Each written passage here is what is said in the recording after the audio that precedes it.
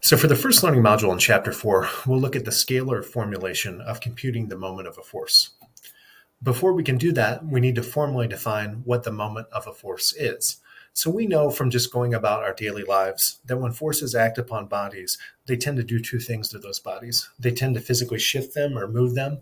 That physically is referred to as translation, and they also tend to rotate them.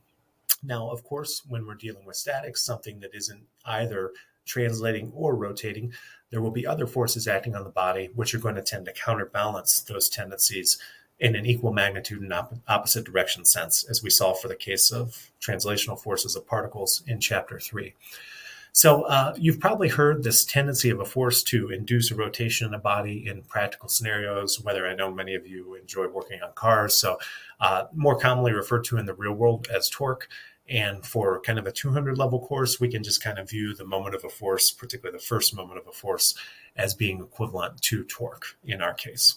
So think about what we know from our day-to-day lives, whether we're going about trying to open a door or whether we have some fastener, maybe it's a screw or a bolt that's just really hard to get out. And you go and you get your pliers or you get your wrench or something.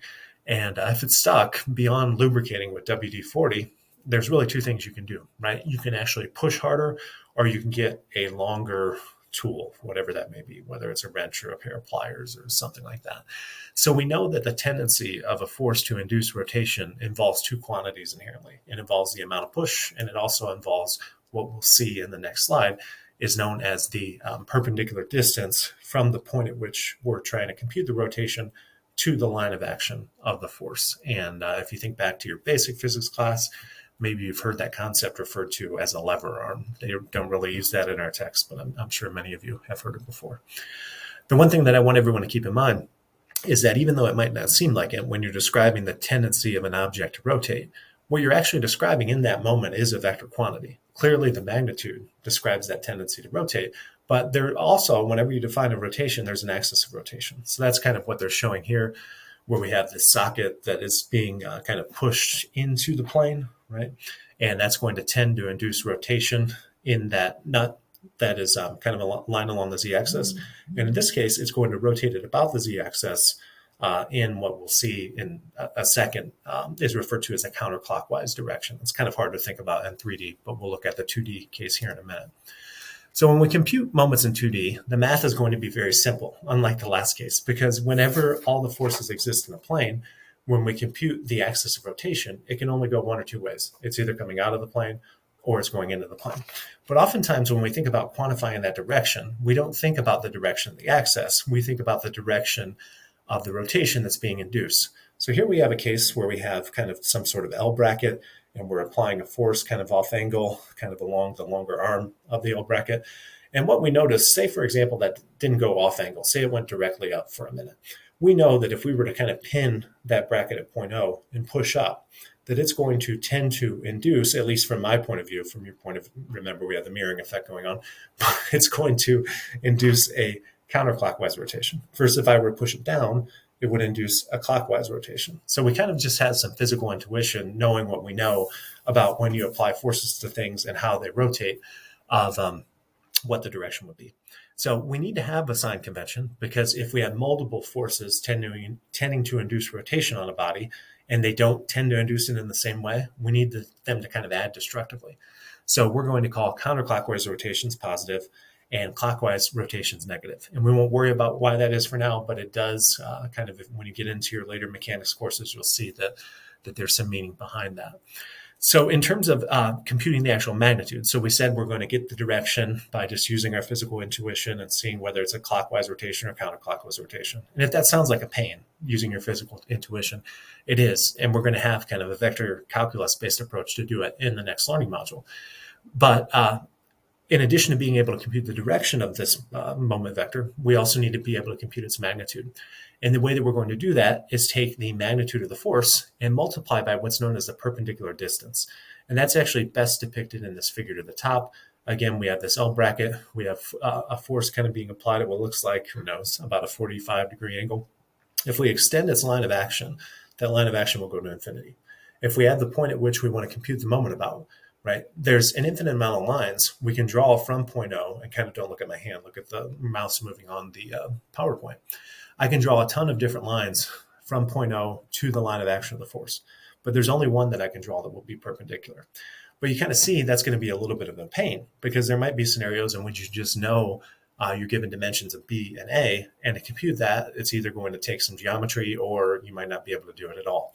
So as we'll see kind of leading into the next learning module, it's often going to be advantageous to decompose forces into their components and think about the rotation induced by each component, and then kind of use that same principle of superposition that we've used up until now in the course, where we say total rotation will just be the rotation due to each component. So that's what we're showing here in the bottom figure. If you notice, I can decompose F into an X and Y component. If I extend out the line of action of the X component, it's going to have a perpendicular distance of B. And if I extend out the line of action of the Y component, it's going to have a perpendicular distance of A. So you can see that I don't necessarily have to compute a new distance other than what I've given. Now, when I think about the rotation that will be induced by the Y component of this force about point O, notice that's going to be in the counterclockwise direction, versus the rotation induced about point O of the X component will be in the clockwise direction. So when I'm actually computing what that moment is, I would say it's going to be Fy times A, and that's going to be positive because it's going to be a counterclockwise rotation, minus Fx times B. And the minus Fx times B comes from, that's going to tend to be a clockwise rotation. You can kind of tell I'm moving my shoulder a little bit slow. I'm having some shoulder problems at the moment. So for the first learning module, let's just, example of this learning module, I should say, let's just look at 3 different scenarios and make sure that everyone can see that perpendicular distance. Starting off with A, clearly if we have a vertical force in the downward direction applied at the end of this beam, hopefully everyone sees that's going to lead to a clockwise rotation about point O. So by our sign convention, that would be negative. And if I just draw the vertical line of action of the 100 Newton force, it's going to be about 0.0, 2 meters perpendicular distance, because a horizontal line will naturally form a 90-degree angle with a vertical line. In a similar fashion, if I have a 50 Newton force applied to this kind of L-shaped thing, who knows what it is? That's the problem with this book. They just kind of, to make the geometry easier, they just draw all these members and don't give a lot of practical context. But you notice here, if I'm computing the force, the moment rather, of this force about 0.0, I extend out its line of action. And it turns out that the only dimension that matters in terms of computing the moment of this 50 Newton force is this 0.75 meters. And again, that's because if you think about it, if this is 0.75 meters, then this distance is also 0.75 meters. And that naturally is perpendicular to the line of action of that force. Now for the last example, just the same concept again, you'll notice that this 40-pound force also induces a clockwise rotation, so it will be negative. And in order to get the perpendicular distance in this case, all that we need to do is define kind of the horizontal displacement from 0.0 to the point of application of this force. And we notice that if this kind of arm like this 2 feet, then the distance from kind of this roller to the line of action of the force is 2 cos 30. So that would be the perpendicular distance, the sum of these two. So let's just do one more example. I'll go to the dot cam of this one. We have some kind of O bracket. I'll try to draw a decent drawing for you. That way you won't laugh too bad at my drawings. We have plenty of time for that in the remainder of the course. So the longer horizontal member is 5 meters. It's pinned there at the origin. We have a 2 meter vertical member, and we have a 100 Newton magnitude force. And we're given some geometry to decompose it if we want. And it's a 3, 4, 5 triangle. And we want to find, that's called F, find the moment of F about O. So you might wonder, was he writing there? Yeah, I was writing. I'll go to the dot cam now. Cool. So the first thing that we need to do in order to solve this problem is to, step 1, decompose F. And I'm sure everyone, particularly after the first exam, has this totally down pat now. But remember, the issue is in this force triangle, if I were to decompose it into a Y component and an X component, what I would really need is the cosine and sine of this angle theta. And I'm going to do that by relating it to this similar triangle that we have, which is 3, 4, 5. And we'll say this is theta. And we'll say that the cos of theta is the adjacent side length divided by the hypotenuse, which is 3/5. And the sine of theta is the opposite side length divided by the hypotenuse, which is 4/5.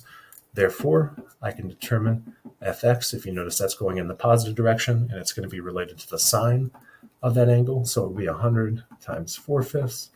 And fy, notice it is in the negative direction, and it's related to the cosine of that angle. So it's going to be multiplied by 3/5. So, man, it is late, but I still think that's 20 newtons. And I still think that is minus 60 newtons. So I could write F equals 80 minus 60 newtons. Okay, but we actually don't need that level of detail, and we'll see why here in a minute. So step 2, basically what we need to do is compute the directions of rotation and perpendicular distances. So if you notice, I'm not going to draw all the geometry as nice this time, but if I were to decompose this into fx and fy, notice that for fy, the perpendicular distance is going to be, and I actually drew this a little bit, that's what I get for rushing. This distance is 5. Sorry about that. We'd be in trouble if the force was actually applied kind of on the right side of that pin. So key point, the reason that I noticed that is in order to get this perpendicular distance from the origin, I need this physical dimension, which I'm told is 5 meters. And in a similar fashion, for the horizontal component of that force, notice that the perpendicular distance from the origin is this specified distance of 2 meters. So let's do first for Fy. If you notice, if I pin at this point and then apply a force in the downward direction, that paper would rotate in the clockwise direction. So for Fy, this is the moment of Fy. It's going to be minus the magnitude, which is 60, times, and notice that that perpendicular distance is 5. So this is in newtons, and this is in meters. So this will be in Newton meters.